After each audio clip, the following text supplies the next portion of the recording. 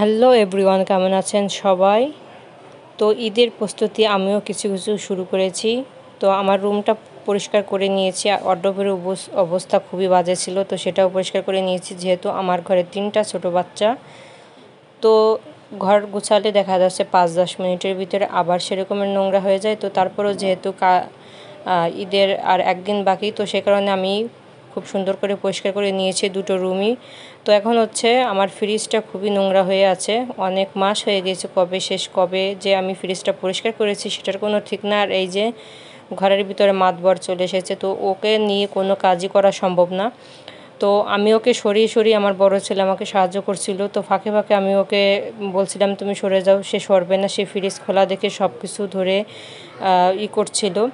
তো এখানে আস্তে আস্তে করে আমি সব কিছুই নামিয়ে ফাঁকা করে নিচ্ছি।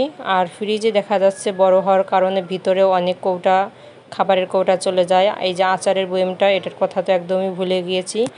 তো এখানে আস্তে আস্তে করে আমি সবগুলো জিনিস বের করে নিব। আর কালার তো দেখে বুঝতেছেন যে ফ্রিজটা অনেক ময়লা হয়েছে। বিগত কয়েক মাস হয়েছে আমি ফ্রিজটা পরিষ্কার করি না, যেহেতু ছোট বাচ্চা এ কাজ ও কাজ করতে করতে ওর পিছনে টাইম দিতে সময়টা চলে যায়। তো এখন হচ্ছে আমি সব কিছু তাকগুলো নামিয়ে নেব। আর এই যে এখানে হচ্ছে আমার বড় ফ্রিজের যে ডিপটা উপরে, তো এটা হচ্ছে আমি তাড়াহুড়ো করে পলিথিনে মাছটা কোনোরকম ধুয়ে রেখেছিলাম, তো সেটা নিংড়িয়ে হচ্ছে রক্ত পানি পড়েছে। তো এর ফাঁকে হচ্ছে আমি সবগুলো তাক ভালো করে ধুয়ে একটা কাঁথার উপরে দিয়েছি, যেন কাঁথার উপরে পানিটা পড়ে চুষে নেয়, শুকনো হয়ে যায়। এর ফাঁকে হচ্ছে আমি রান্নাঘরে এই যে তাকটা ক্লিন করে নিব।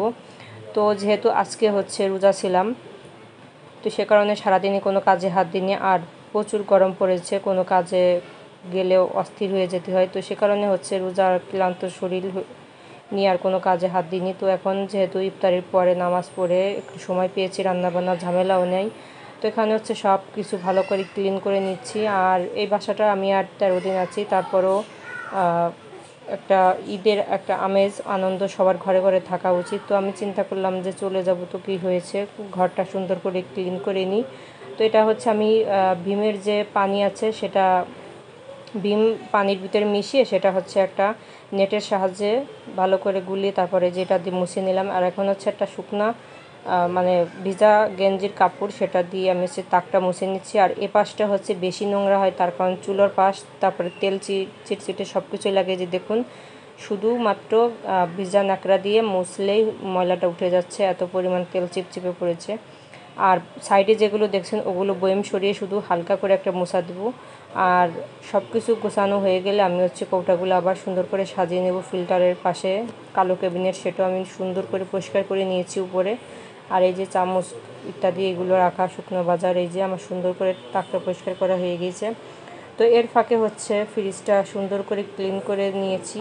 মানে আমি ভীমের সাথে লেবু দিয়ে আর হালকা একটু বেকিং সোডা দিয়ে আমি ভালো করে মাখিয়ে রেখেছিলাম। আর এগুলো সম্পূর্ণ পরিষ্কার করেছে আপনাদের ভাইয়া, তো সে আমাকে অনেক কাজে সাহায্য করে। তারপরে হচ্ছে এটা সুন্দর করে মুছে দিয়েছে আমাকে, মুছে এখন হচ্ছে ফ্যান ছেড়ে এটা ভিতরে যে বাতাসটা দিয়ে শুকিয়ে যাবে। তো তারপর তাকগুলো লাগানোর পরে আমি হচ্ছে আমার নর্মাল ফ্রিজটা এভাবে সাজিয়ে নিয়েছি ইমালশন বেকিংয়ের জিনিসপত্র, যেগুলো আমি হচ্ছে অনেক বেশি কিনে ফেলেছি। আমি যেহেতু কেকের বিজনেস করি না, এগুলো ফ্রিজে রাখলে অনেক দিন ভালো থাকবে।